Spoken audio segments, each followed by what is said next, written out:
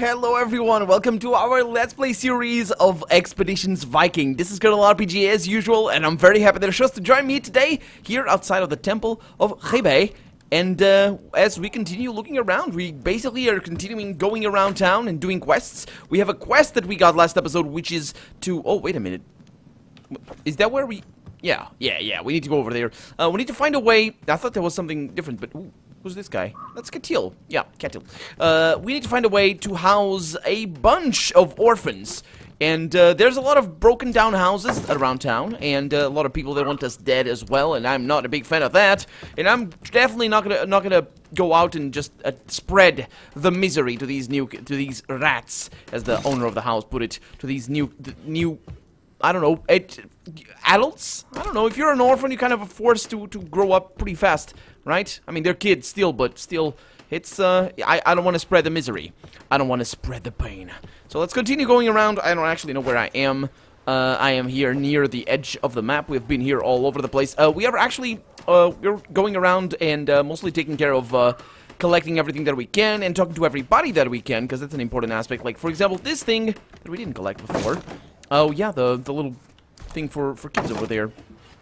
And that thing is all taken up. Oh, the dogs. Yeah, that's right. We needed to come over here because this might be where we can find about the amulet of the guys that tried to kill us. Assassins, it is. It's actually what the... I'll show you.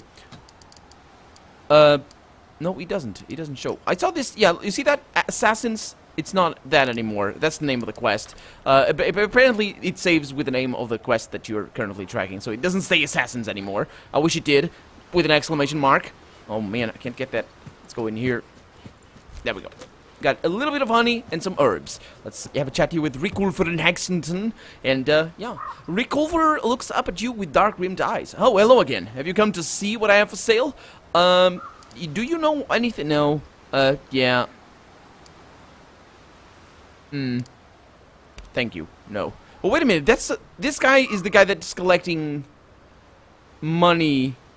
Yeah, I'm gonna pay for that. Let's see what you have. Yeah, he's collecting money for his journey east, and we can't take him with us, unfortunately. But apparently, I can pay for his journey. Let's buy the sling. I mean, it might be good. Thank you. Oh, thank you. At last, I can afford the journey home. And he gets up, rubs his legs briefly, and then rolls up the wool cloth, and slowly makes his way across the boardwalk towards the nearest ship. And off he goes. Yep. There we go. So they do that. That's the second time this happens in the game as well. Just where they end the combat, the dialogue, and just, you know, bugger off somewhere else. Hello. Watching day is coming up. Washing day is coming up, he says. Not watching day. Oh, we see the ships now. Did I? No. We saw the ships before, just not the ship that we actually hired, or, you know, not hired, but destroyed. Well, sent somebody else to destroy. There's nobody around here that really wants to talk to us, unfortunately, about the amulet. That's a bummer. Let's go this way, because this way there's a few things that I haven't been to. There's Halfdassen's home, and there's a little strip of fog of war over here that I'm definitely going to want to go to. And, let's see, Thorgeir Ubinson. Hello again, lad. Have you found a need for my ship? No, not particularly. Ever seen patterns like this, like the ones on this medallion over here? He holds up the medallion and turns it to the light. Huh, I have. In fact, I was recently paid with something very much like this. The captain retrieves a sort of diadem from a... I know what that is. It's like a tiara, isn't it? I think so. From a sack at his feet. He hands it to you, hanging on to the medallion as collateral. Good call. The diadem bears striking resemblance to the medallion you found on the assassins. Some materials, same materials and same patterns. There's no doubt about it. So who paid you with this, and what for? His eyes grow narrow. Well, now, I'm not altogether sure I want to say. Would 100 valuables loosen your tongue? Make it 20. Well, it's too steep, man. You've given me enough to go on. The dock workers will be able to tell me what I need to know. Wait, all right. 10 or 2 of silver. Sure, here you go. I was paid a woman called Rodgerda. Sorry, by a woman named Rodgerda. Rodgerda? Name sounds familiar. Does it? No, it doesn't. I don't think so, not in this game. To transport a group of slightly shifty-looking people to Hebei. There were 5 of them, 3 men and 2 women. That's bad because we only found 4. Although I think only one of them was a woman. I gathered the one. Oh yeah, I gathered that one of the women was the sister of one of the men. When we took the job, she said she paid us with this diadem. I didn't ask any questions. And he crosses his arms. Now, it's been a pleasure doing business with you, but if you're not looking to hire my crew, I have other things to attend to. Ketil harumphs conspicuously. Rodgerda, Skull's assassin. Those rumors were blatantly exaggerated, says Nefia. Yet, here we are, having survived an ambush by killers she hired. Yes, says Nefia, that does appear to be the case. Unfortunately, there's not much we can do about it at this point. Nope, but, yeah, let's keep it in mind. In case we run into her again. Yeah, indeed. Let's keep that in mind. And the quest was finished, apparently. Just like that. And the guy just goes away. Okay. Good enough for me. Good enough for me. We also got a quest last episode about let me look at got the microphone in front of me so I can really look at the keyboard. I need over here. Hell hath no fury? Is that it? No. Frail one. The frail one. Yeah. I need to go to the troll tree in the marsh. So I wonder where that is, but let's continue looking around. Let's go to that house and see if we can collect anything interesting or talk to anybody interesting or anything like that. Let's get that thing over there. Those guys are looking a little bit menacing. I will go in there. I am tired though. I'm exhausted, so it is gonna be a little bit weird. Who's this guy? Where's he? He's up here in the sky. Thorgir Ubinson. I know his name. I think we talked to him, so it doesn't matter. I don't think. Give back the pig or else. Piss off, Martel. I already told you I didn't take nothing. But my boss saw it. You accursed half-dozens think you can just leave it alone. You see now the old shit. Bah, this isn't over. Oh, there's something going on in here. Okay, let me just take whatever is going on over here, and I will talk to you in a little bit. Is there a house over here, or is just... This is actually the... I wish the game had a mini-map. Can I can go... I should be able to go into a house, but probably only after I talk to him or something like that. Okay, that's good enough. Let's have a chat with him. And save the game before that happens. Fleety Jorleifson. The man before you has the robust and hale bearing of a farmer. His crow's feet and graying hair attest to that his prime years lay behind him. A fat pig snuffles about in the yard. He leans on the fence and he watches you approach. What do you want? Were you fighting over that pig? He sniffs and wipes his nose on his sleeve. Old Marital's making trouble, accusing us of thievery. A frown knits together on his brow as he looks you over. Who are you to meddle anyway? Well, I'm Sigthorn, son of Eskil, Then of Skirn. His eyebrows threaten to retreat with his receding hairline. That's a mouthful. Maybe you are one to talk them down. Yeah, I'll clear this mess up. You'll see we're in the right here. Yeah, is there anyone else I should talk to? Fleary glances up at the two others in the yard.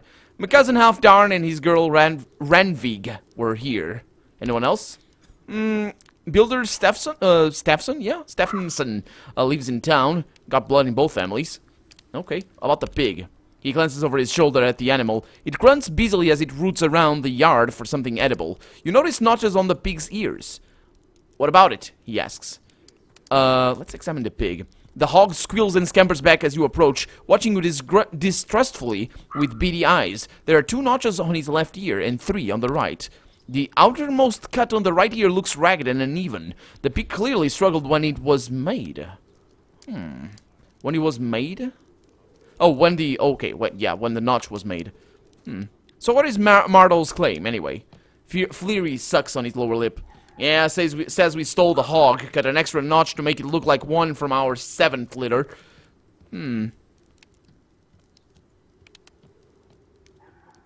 But, really? Well, whoever... I've heard enough. Let's hope so. Yeah, I'll leave you. Let's have a chat with these guys. I think these guys in the wrong here. Hey, Ranvig.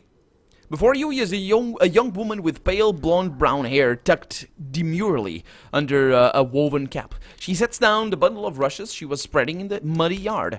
She doesn't quite meet your eyes when she turns to face you. Yes? My name is Sigthorn. I'm trying to get to the bottom of this pig business. She seems to relax somewhat, though still refuses to look you in the eye. I don't know why they want to fight over something so silly. She glances at Fleary, then at Halfdan. Her nostrils flare and her lips quiver for a moment before she returns her attention to you. What do you do? Ranvig shrugs, the formless dress momentarily betraying her womanly shapes. I tend the stead, help my mother and aunt with the chores. Tell me about the Mardolsons. I suppose that's the sons of Mardol? Because wasn't his name called Mardol? I don't think so. I can't say. I don't know. I don't know. Some of them aren't so bad, she says. If they would just talk instead of holding on to the past. What do you mean about the... What do you mean about the Mardolsons? The young woman glances at Halfdan and then lowers her voice, blushing furiously. Polly is smart. His voice is like honey and his mind is quick. If only his father and brother would listen to him. Did Fleary steal the pig? She looks at the hog as it snuffles around and shakes her head. He wouldn't do that. She glances searching at your face. A pig isn't worth fighting for. The Mardolsons should let it go. Thank you, Ranvig. I'll let you go back to work. And she says thank you, but no, maybe that was me saying thank you. Okay, let's see if I can track this quest, because we're gonna do this. So we need to talk to Builder and Halfdan. Halfdan is that guy over there. And Builder is, I suppose, one of the guys that came this way, maybe? Let's see.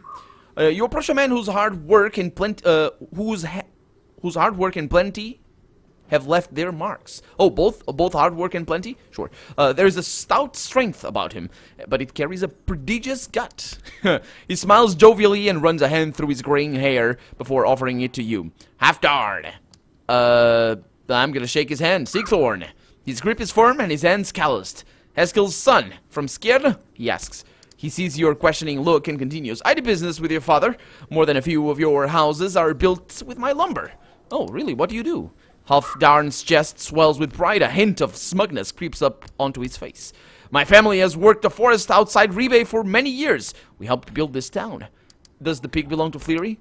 Halfdan frowns and crosses his arms. This is what this is about? His eyes fall on the hog. He looks tired. We have plenty. Why would we throw away our honor to steal from the Mardolsons?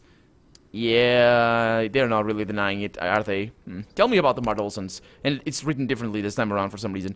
His face darkens, a sneer tugging at his upper lip. They're a family too weak to stand on its own, so they blame their problems on their betters. The patriarch leans against the wall. He closes his eyes and his hands twitch, as if he's drawing forth memories like water from a well. Mardol's oldest boy fought when Raghildr was declared Jarl. He was killed in the night, a cowardly affair.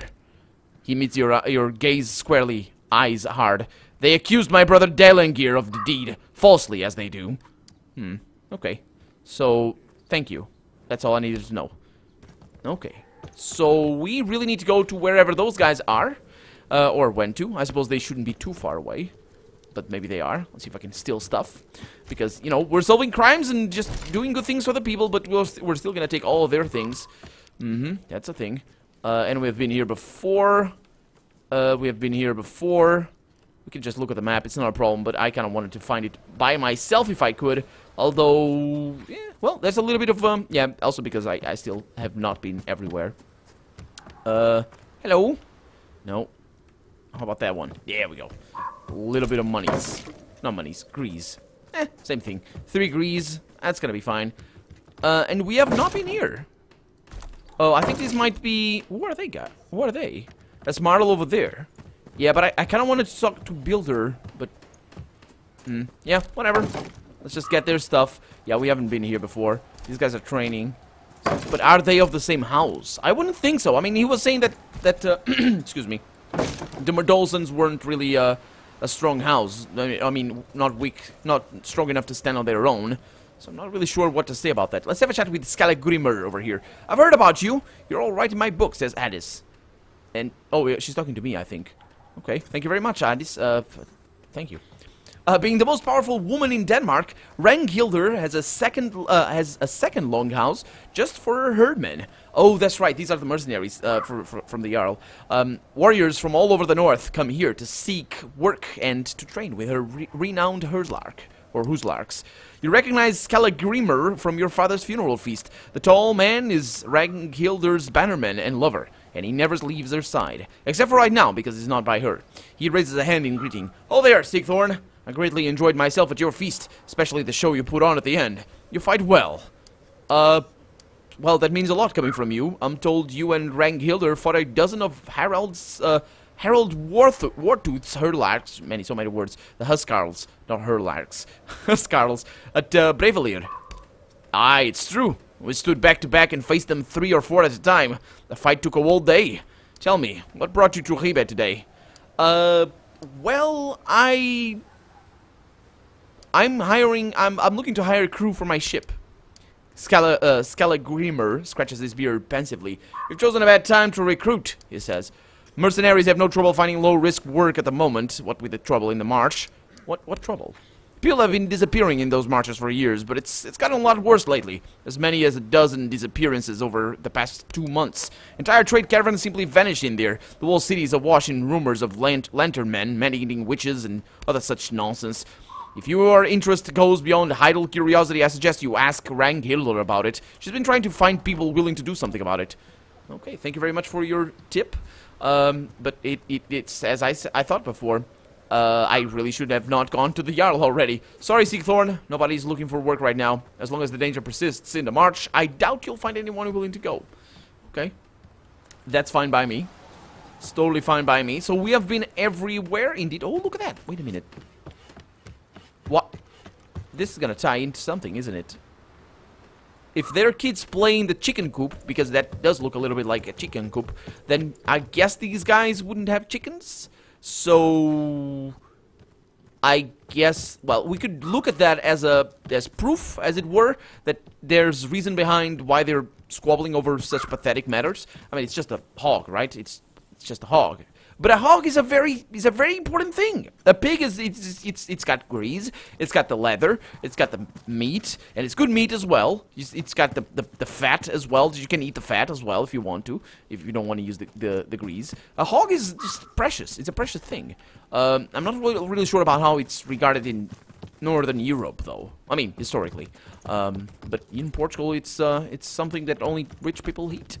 But yeah, so where do I go for the other thing? Over there! Man, that's far away. Why? How would I ever find it? Oh, it's over there. How did I not see that? Oh, probably it was in the corner of the map and I didn't look up there. Not a problem. We still need to come back over here. Come back over here. My O's are getting deeper and deeper lately. I don't know why. I'm developing a weird accent. Effectively, that's what it is. So yeah, Bilden Stefnusson. Did he know or she know? He know. Let's see. Or saw something. I don't know. Builder is spearing hay on a pitchfork as you approach. He's nearing the end of his prime years, with close-cut hair and a well-kept beard. He drives the pitchfork into the mud and leans on it. "Yeah, who are you?" Sigthorn, Fen of Skjern. He raises an eyebrow, his mouth a thin line. "No shit. Yeah, I have questions for you." He sighs and nods at you. "I expect you do. So, tell me about the Marlsons." He shakes his head and sighs. "Been in town for a while. Come in from Ars and Vigorb. Good folk, mostly. Martel's son fell in with a bad crowd, though. Started trouble. Killed one of the Jarl's soldiers. It didn't end well." "Yeah? Yeah, I heard about that. Tell me about the Halfdansons."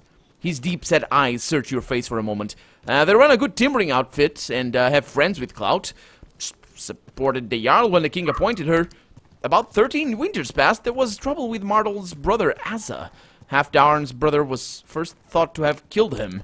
Turned out he was home with a cold at the time of the murder. Most folk believe Halfdarn's uncle was the real killer.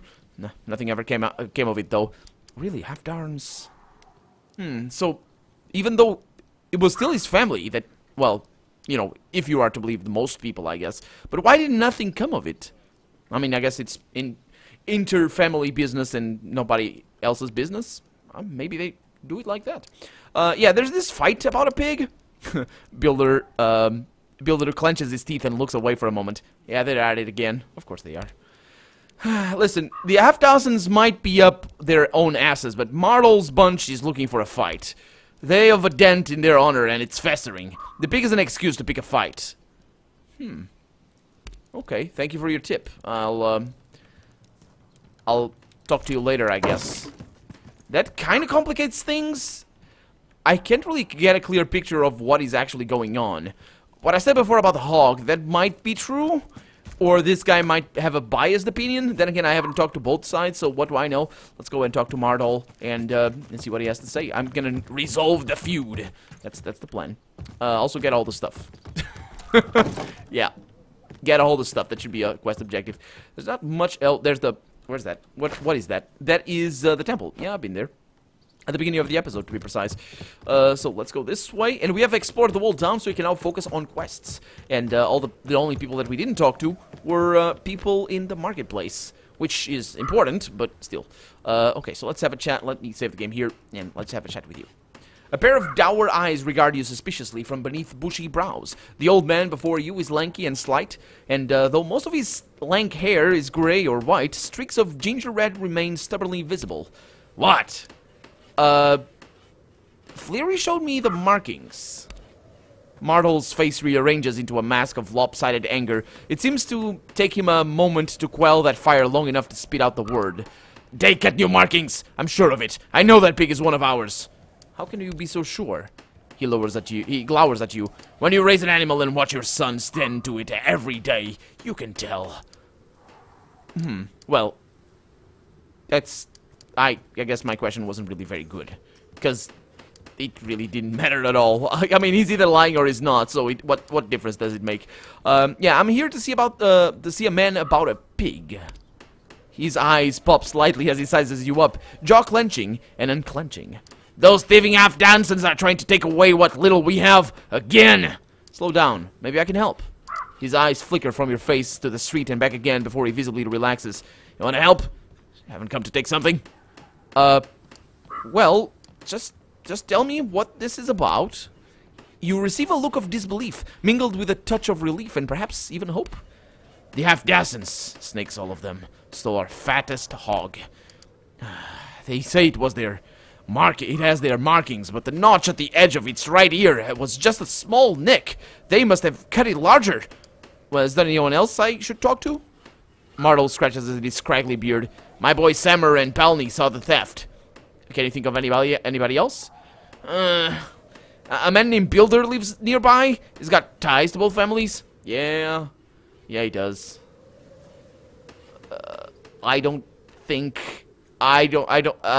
This is all, yeah, I'm thinking, I don't think any of them is actually in the right. I wonder what my choices are gonna be, though. I mean, if it's something like, let's follow the law or something like that, I'm gonna follow that most likely. Let's see what happens, or, yeah, we'll see. Palney leans against the wall, content to watch his brother toil. He's a slight man with a wiry bearing, and a sharp glint in his eyes. His eyes snap to you during your approach. You get the impression that he is quickly forming a complete opinion about you, and it isn't flattering. Okay, so that's...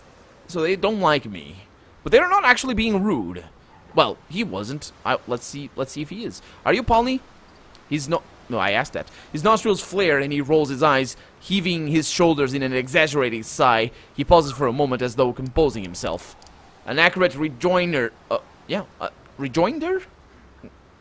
What is that? A reminder? I think so. An accurate rejoinder to your mundane inquiry would suggest affirmation. Are you using all those big words to make you feel stupid? His eyebrows arch into a mask of sympathy. That your proclaimed lack of mental acuity should inform my exercise of convoluted inflection is merely baseless conjecture.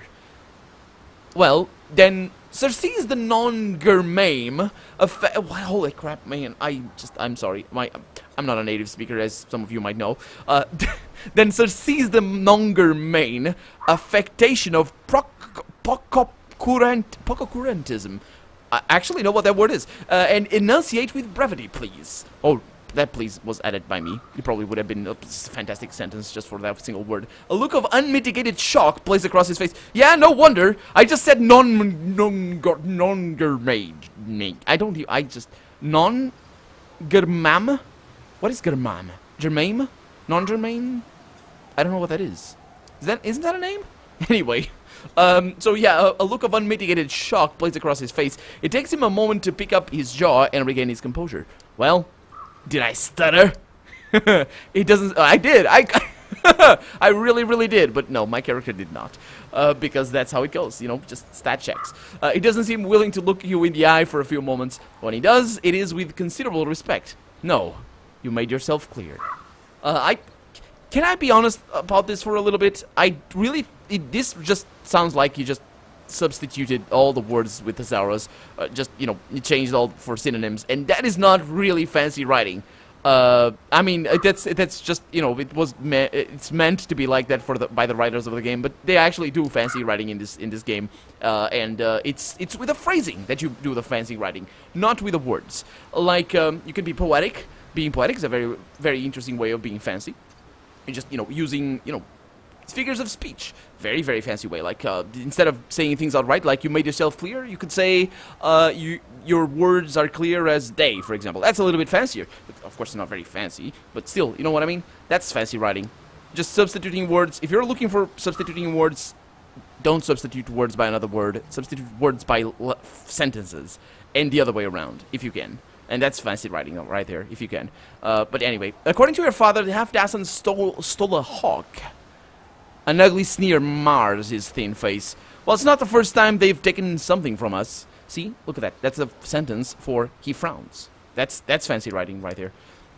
It's not the first time yeah, I'm pretty sure they did take something from you. I'm not really sure how intent you guys are on actually getting them or something. Anyway, let's continue looking around through these, you know, asking him on the next episode. For now, I'm Colonel RPG, and this has been Expeditions Viking. I really hope you've enjoyed it, and if you did, go ahead and leave a comment, like the video, but above all, thank you so much for watching, and I hope I'll see you next episode. Bye-bye.